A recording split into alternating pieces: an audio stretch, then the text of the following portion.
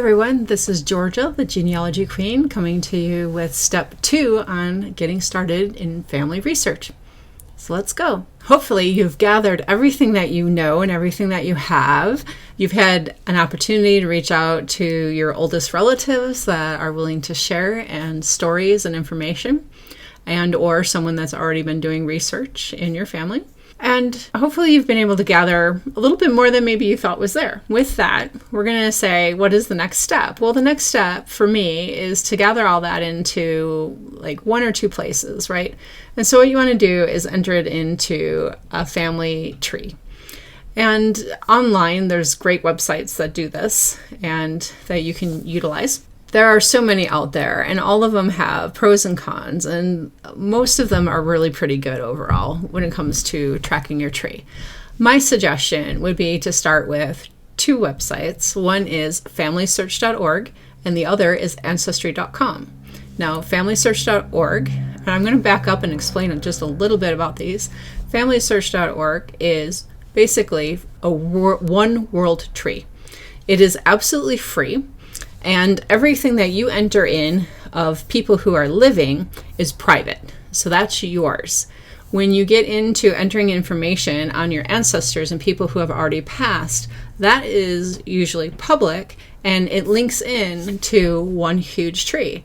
That allows a really great opportunity for people to collaborate, for you to link in to maybe work other people have already done. If cousins or other people have put together the trees and those lines, that you're able to connect in and very quickly get a lot of information. It also allows you to collaborate with them if you have questions or concerns or things where you have duplicates, right? So if you're into, like, for example, I have a distant cousin who was born just days in the same town, right, as another cousin. And so trying to distinguish which one is which and some of the subsequent records can be challenging. And especially in certain cultures, like in the German culture, my records, everyone is named Johann, Anna, or Maria. And then it's their second name that they go by. And so you have to make sure that you find those second names or that you write those down, because that's usually how you can trace them in subsequent records as they age, right? And then there's like the nicknames, like Johann becomes Hans, etc. So again, it's really a matter of what works, right? So now Ancestry.com has some really great benefits. There is a cost to it, and so you can pick from the different types of subscriptions you have. Some of them are, fairly reasonable. Overall, it's worth the price. But sometimes if you're saying, well, I'm just working within the United States, that's one type of a subscription. If you have a world subscription, or you have, there's various types. And so over time, sometimes they might modify what those are. So it's good to go through the different options and see what works best for you. Now, the other thing that is really great, though, about them is that it is your tree that you own. And so no one can make changes to it. So on the one hand, Family Search is really great for that collaboration. But on the other hand, somebody can come in and make changes to your portion of the tree of those that are deceased that they can see, and they may not always do it in the way you want, or they may make errors, etc. Now there's easy ways to reverse those, but still it can get frustrating for some people. Now where with Ancestry, the tree, you own it, you are the one that is managing it, and there are no changes or adjustments made unless you do it. On the other hand, I find that because of that, there's not as much collaboration. You certainly can message people and reach out, and there are a lot of very friendly, helpful people that are willing to assist. But a lot of times you can also reach out to people and they don't respond to you, or they, kind of give you the cold shoulder, or maybe even rude. And so that isn't not overall, maybe not as helpful, right? So anyway, having said all that, you can go ahead and pick. The other really great thing about Ancestry is that most people are finding the advantage of using DNA testing, and we will definitely go through that in a future video. Ancestry allows you to manage your tree and connect with your DNA matches all in one website. So I do think overall it is widely used, especially within the United States, and it's a great website to start with. If you just simply don't have that money, please use familysearch.org. It is absolutely free. Now, I'm going to go ahead and flip this around, and we're going to do just a quick show Now I already have my tree, so it'll be interesting to see what I'm going to do here, but I'm going to just go and create a new tree just for the sake of this video, so that you can see how to get started. Okay, so as you can see here, I've pulled up my trees. I'm going to go ahead and you would click on trees, and then there's a drop down that says create and manage trees. I'm not going to do that because I actually manage some others and I just want to keep that private. Here you can upload a GEDCOM file, and that is for people who have already saved from a different program or from a different website, and you've downloaded it into the format of trees called GEDCOM. And then you can upload that here. You can also import from Family Search. If you have a Family Search account, then you can actually do that. The other thing, what most people do is just simply create a new tree. So I'm going to go ahead and click on that and show you how to start. Add home person, that is you. And so you go ahead and you enter in your information. And I will do that real quick. And for females, you always want to use your maiden name or your birth name that you were born with. It's just easier to pick up hints and other information, and just makes it really crisp and clear.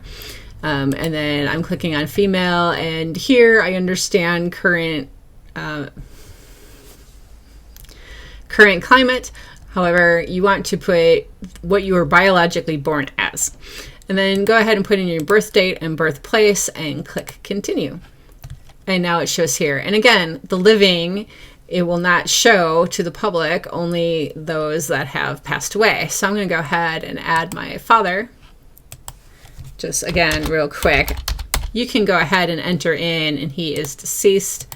So you can enter in birth date, birthplace, death date, death place, and enter in that information. And I'm going to go ahead. Now it asks you to save a tree. I'm going to go ahead and type in practice tree just so that I can distinguish it from my other one. Now here it says to allow others to view if you're living or not living. So you have that choice again for privacy. Now another option that you can do is you can see there's this little green, that is a hint, right? The little green leaf. So I'm going to go ahead and click on him and click on his profile. Now this is where you would add sources. So if you have documents that you want to scan on your computer, or you have on your computer, and you can add them here. You also can click on the gallery, and you can upload photos and media and stories, anything that's in a JPEG form or a PNG. And again, more sources. Now this is hints. And we'll go probably through this a little bit more detail in another video, but it shows that there's 3 other public trees that have this name. And so you can click on the review and evaluate those and add information. You also can go through and you can see there's pictures that you can save, right? Documents. And then there's actual documents to review that they have. There he is on the 1950 census. Yay! It's starting to work. Misspelled, but that's all right. And so you can kind of go through these and review each one. Now, my caveat to this is when you go to review the hints to add, it allows the information like on a census record to see what is like the parents or siblings, etc., so that you can fill out the rest of the family group and maybe go back a generation, right? The challenge, though, is that these are hints. This is not fact. So if you have a common name, or even George Hinsky, right? Like, that's not a very common name. However, there is more than one in the world at that time that he lived. And so you have to evaluate these hints. And just a quick rule of thumb is you want to look at how other people have them in the family trees. You cannot assume that they are correct. In fact, there is a lot of incorrect information out there attached to trees. So then I look at the sources. And what you want to do is evaluate the time. Does it make sense? Is it in the same time frame that this person lived? Is it the same apparent location, right, that you've been able to trace this person to. Now, if they moved around a lot, that makes it more difficult. But if they pretty much stayed in the same place, it makes it easier, right? But either way, you want to look and say, does it make sense, right? So when you're evaluating these hints, don't just click, click, click, click, click, and just save everything and say, oh, I'll look at it later. You can always review, and then you can click maybe if you're not sure, and it'll come here into this undecided area, right? So you can accept it if you know for sure that it is. You can say maybe, and it'll come in undecided. And if you know that that is not your, Johann Hinsky, or that is not your Joe Smith, right? Like a common name, you can click to ignore. And when you do that, what you're doing is you're allowing the computer's algorithm to get smarter, right? And so it will start to figure out what you're accepting, what you're ignoring for that particular person, and it will really help out. Okay. So that's enough, I think, for now. So here, obviously, I can continue on and add information. Now, if I want to go back, I come up here to this corner and I just click there, and it brings me back to the tree. So I can continue to go on and add and add and add and so forth. If I have a potential father, it says we think we found a father. I can review those details and I can look and say, yep, that's him, right?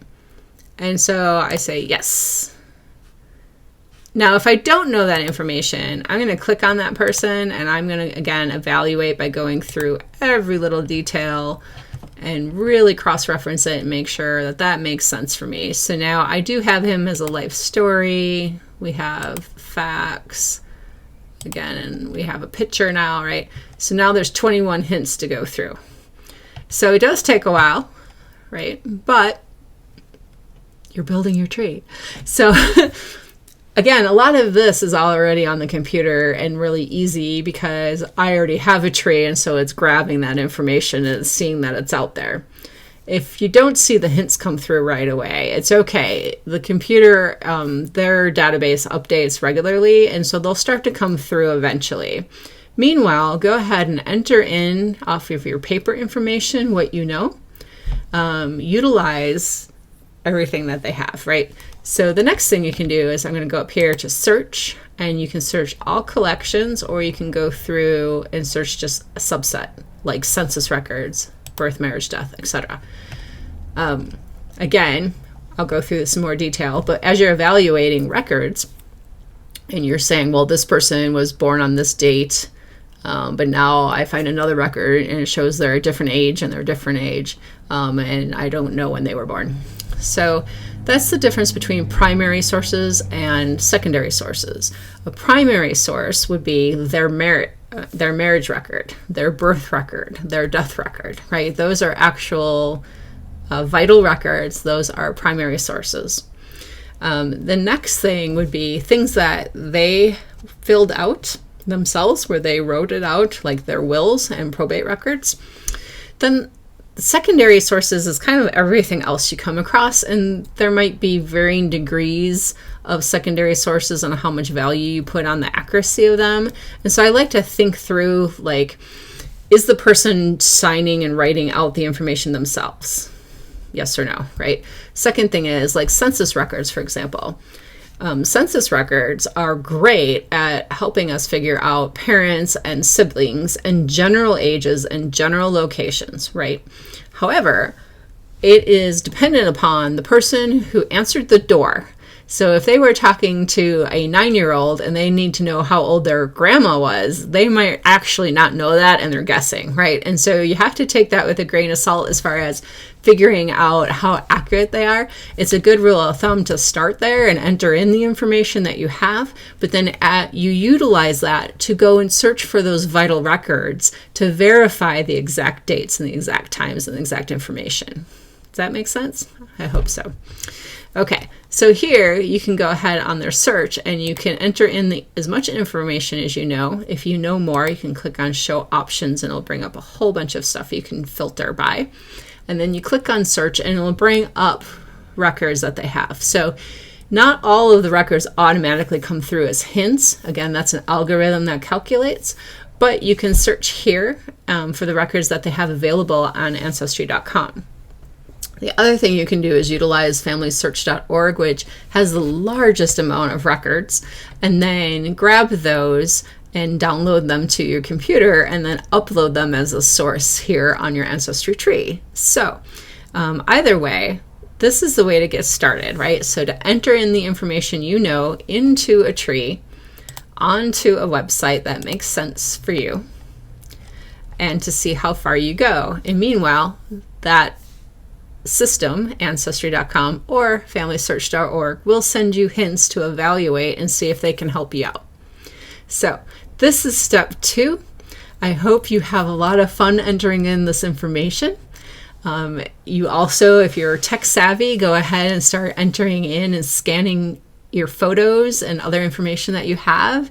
If not, that's okay. We'll walk through that as well. And you can go ahead and just type in the information of what you have.